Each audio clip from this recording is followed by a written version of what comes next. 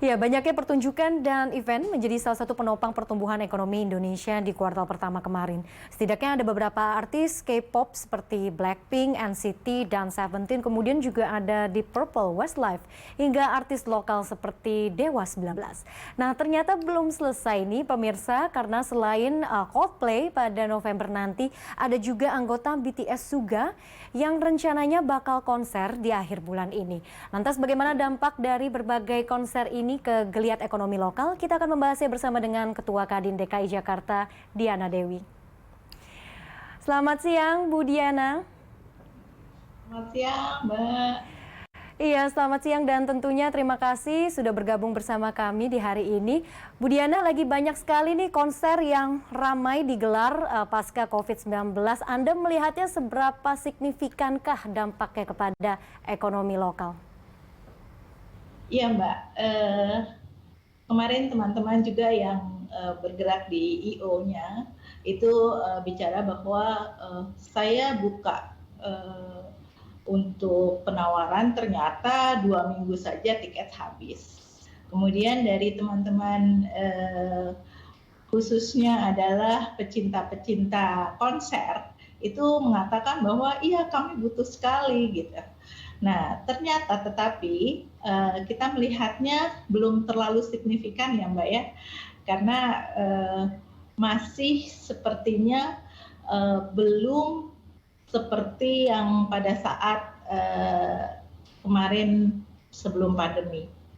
Karena jumlah konsernya ini sepertinya yang masih sedikit, itu Mbak. Jumlah konsernya masih sedikit, tapi ini yang sedang ramai diperbincangkan adalah konser Coldplay nih Bu. Karena harga tiketnya saja yang paling mahal ini mencapai 11 juta. Kalau kita melihat animonya, banyak sekali peminat dan juga penontonnya. Nah, apakah ini juga bisa dibilang sebagai cerminan atau indikasi bahwa daya beli masyarakat Indonesia ini juga bisa dikatakan mulai pulih? Kalau bilang daya beli masyarakat sudah pulih, kalau saya belum meyakini hal ini. Karena memang untuk konser sendiri pasarnya berbeda. Pasar berbeda yang saya maksud adalah kelas menengah atas lah yang menjadi pasar dari konser-konser tersebut. Karena kalau saya berbicara di kalangan mana, itu mereka masih tidak begitu antusias. Tetapi kalau berbicara di kalangan menengah di atas, itu pasti yang tadi sudah saya sampaikan, bahwa mereka mengatakan bahwa, loh, saya mau beli tiketnya saja tidak bisa, padahal baru dibuka saya tahu baru 2-3 hari gitu.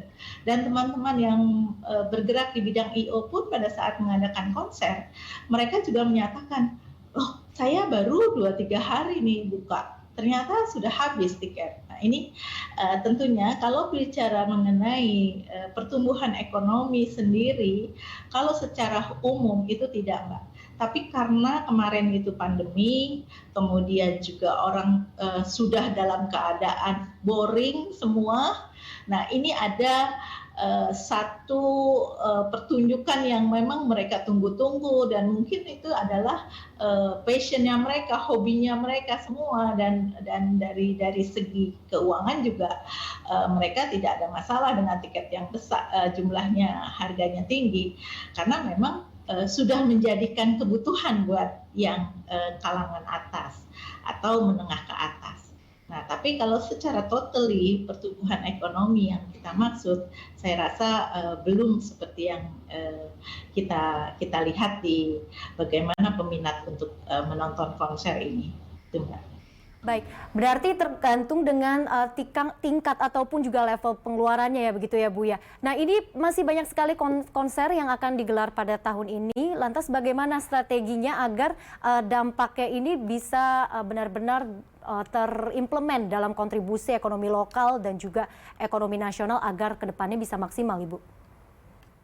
Ya, saya berharap ya Mbak ya, seperti yang kemarin pernah kita juga lakukan pada Kadin DKI, itu menyelenggarakan konser, itu kita mengajak teman-teman UMKM ikut juga di dalam festival ini, sehingga bukan hanya nanti dampaknya kepada konser itu sendiri, tetapi bagaimana teman-teman pertumbuhan ekonomi yang kita harapkan ini bisa juga ada dampaknya dari konser ini.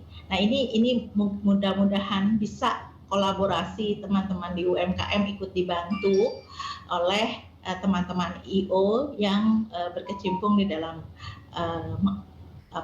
entertain ini gitu loh Mbak. Diharapkannya UMKM ini bisa berkolaborasi dan juga ikut berperan ya dalam banyaknya event dan juga gelaran konser yang akan diadakan ini tahun ini. Terima kasih Bu Diana Dewi selaku Ketua Kadin DKI Jakarta atas waktunya di Berita Satu Siang hari ini.